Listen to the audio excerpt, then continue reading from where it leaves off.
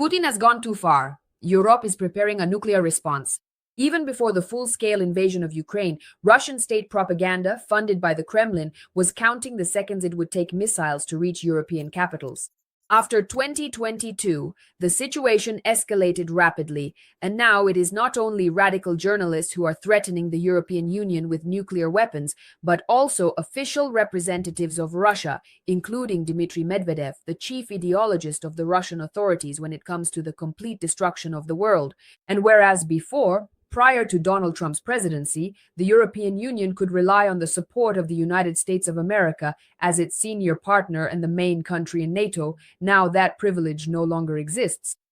More precisely, there is no longer any confidence in it, and these threats have led to Europe's mobilization both militarily and ideologically. It is to be expected that European politicians have begun to publicly discuss the need to create a collective nuclear force. But can the European Union independently stand up to Russia in a nuclear arms race? And how could internal conflict nip these initiatives in the bud? We will be talking about all of this with you further and breaking it down. Hello, everyone. My name is Anastasia Husarieva. Please like and subscribe to our channel, and I will tell you all the details as of now. So let's get started. On February 17th, Polish government spokesperson Adam Slapka stated that Polish President Karol Nawrocki expressed support for the nuclear project without consulting the cabinet of ministers. This was reported by Polsat News. Slapka emphasized that the issue of a potential nuclear program falls under the government's jurisdiction, not the president's. He also reminded about Poland's international obligations, including the Treaty on the Non-Proliferation of Nuclear Weapons, and noted that such statements require caution and careful consideration. Earlier, on February 15th, Nawrocki stated that he supports the idea of Poland joining a nuclear project that is developing its own nuclear weapons. As an argument, he pointed to the proximity to the Russian Federation, which continues its nuclear threats. The next day, German Chancellor Friedrich Merz ruled out the possibility of Germany developing its own nuclear weapons. This was reported by the Bloomberg agency.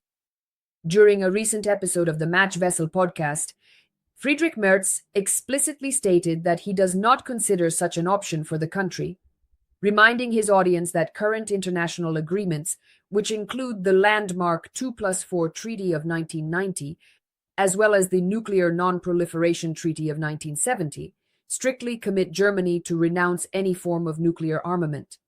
He emphasized that these legal obligations remain a cornerstone of German foreign policy today. Instead, the Chancellor of Germany allowed for the hypothetical possibility of deploying French or British nuclear weapons on German territory by analogy with the current NATO nuclear sharing system.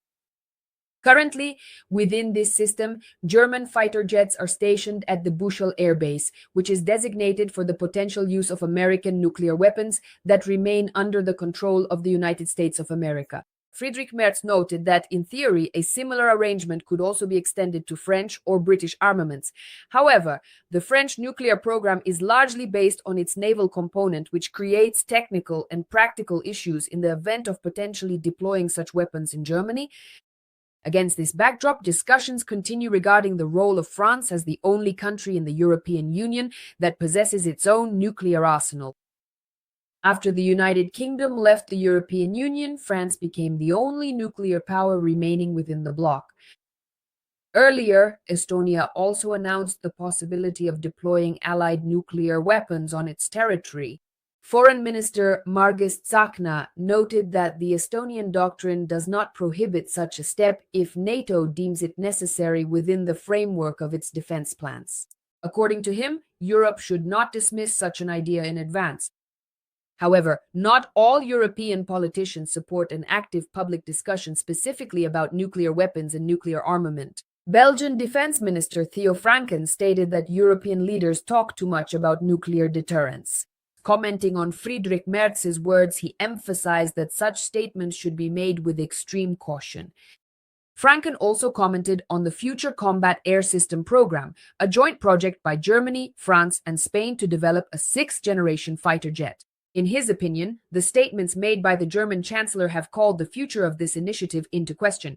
Belgium participated in the project as an observer and, according to the minister, may reconsider its position on this matter. As of today, within the European Union, only France possesses its own nuclear weapons. The core of the naval component consists of Triomphant-class nuclear submarines, armed with submarine-launched ballistic missiles. These submarines ensure the principle of continuous patrol. At least one of them is always at sea. The air component is represented by fighter jets, specifically Dassault Rafale fighters, capable of carrying cruise missiles with nuclear warheads. It is estimated that France's total arsenal amounts to about 280 to 300 nuclear warheads. The French nuclear doctrine is based on the principle of independence. Paris has full control over its deterrent forces and does not participate in joint nuclear command. At the same time, the issue of extending the nuclear umbrella to European partners is periodically raised, especially against the backdrop of increasing threats and growing global instability. Other European Union countries do not possess their own nuclear weapons, but some of them participate in NATO's nuclear sharing program. This refers to the deployment of American nuclear bombs on the territory of allied countries. Such mechanisms are in place in Germany, Belgium, the Netherlands, and Italy. Formally, the weapons remain under the control of the United States of America, but in the event of a conflict, the national air forces of these countries can use them on their own aircraft. In this way, European countries are integrated into NATO's nuclear deterrence system, but do not have their own arsenals. At the same time, the nuclear policy of the European Union as a union is not centralized. Issues of strategic deterrence remain within the competence of national governments and the North Atlantic Alliance. The emergence of nuclear weapons in Europe was a direct consequence of World War II, the beginning of the Cold War, and the confrontation between the USSR and Western countries. Following the moment when the United States military deployed devastating atomic bombs against the cities of Hiroshima and Nagasaki in 1945, it became abundantly clear to the entire world that a significant new historical era was beginning. The complex and dangerous era of global nuclear deterrence. As early as 1949, the Soviet Union successfully conducted the first secret tests of its own powerful atomic bomb at the remote Semipalatinsk test site located in Kazakhstan. This marked the beginning of nuclear confrontation, in which the European continent was seen as a likely theater of military operations between the two powers. In the 1950s, the United States of America began deploying nuclear weapons in Western European countries, first in the United Kingdom, then in Germany, Italy, Belgium, and the Netherlands. This led to the formation of NATO's nuclear umbrella system aimed at deterring the USSR. At the same time, European states began developing their own nuclear programs. The first was the United Kingdom, which conducted a successful atomic bomb test in 1952. The British leadership sought to maintain the status of a great power and ensure independence in the field of defense. The tests were conducted outside of Europe, but the very fact of possessing the weapon meant the emergence of a nuclear state on the European continent. Next, France conducted its first nuclear test in 1960 in Algeria. The French program was driven by the desire for strategic autonomy and a reluctance to be completely dependent on the United States of America in matters of security. Later, Paris built its own independent nuclear deterrence system. At the height of the Cold War, Europe became saturated with nuclear weapons. On its territory, American strategic bombers and tactical warheads were stationed, while Soviet missiles were aimed at Western European capitals.